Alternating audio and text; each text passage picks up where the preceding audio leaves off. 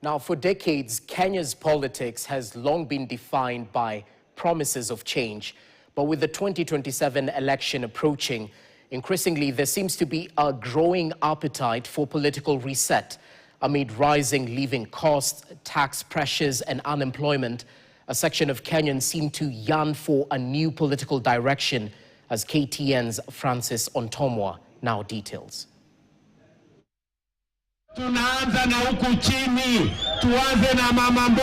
He rose to State House riding on a crest of a wave, promising economic emancipation with his favorite tagline, the hustler movement. Bottom, bottom, bottom.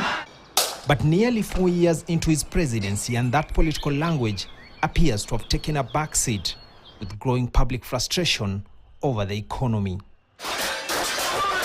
The cost of living has become one of the biggest issues shaping Kenya's political conversation. For millions of voters, especially young Kenyans entering the job market, life has become unbearable. It's high time we steer this country forward, and circles me back, that's why tuko kadi. It's not looking good in the ground, and there are very few job opportunities for the youth. I registered as a voter because, firstly, it's my constitutional right. Getting the voter's card is one step to being vocal, getting to be heard. As new political figures emerge in the run-up to 2027, increasingly, a section of voters are now keen to try a generational change. Among those who have dared to dream is Nairobi Senator Edwin Sifuna. The youthful opposition politician has not yet formally declared a presidential bid, but his growing national profile signals a search by some voters for an alternative beyond Kenya's traditional political establishment. Nataka niombe ruhusa yenu hapa Bungoma leo. Nataka niombe ruhusa yenu hapa Bungoma. Wale wote ambao mlikuwa mnaamini chama cha ODM, simuturuhusu tutafute njia nyingine.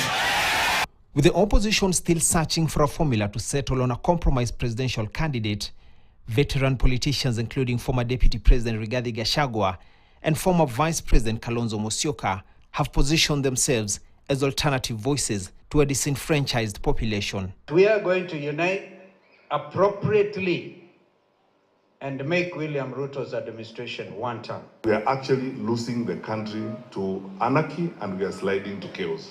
But perhaps one of the clearest indicators of Kenya's changing political landscape came from a recent parliamentary by-election in Ol-Kalou. Despite a high-profile campaign by the ruling party and significant government attention, its candidate suffered a decisive defeat. At the center of this political shift is Kenya's youngest generation of voters. The Gen Z-led protest of 2024 marked one of the most significant moments of public mobilization in recent years, challenging established political assumptions and forcing leaders to respond to demand for accountability and inclusion. Francis Ontomwa, KTN. A bitter tiff is brewing in the Kenya Kwanza cabinet.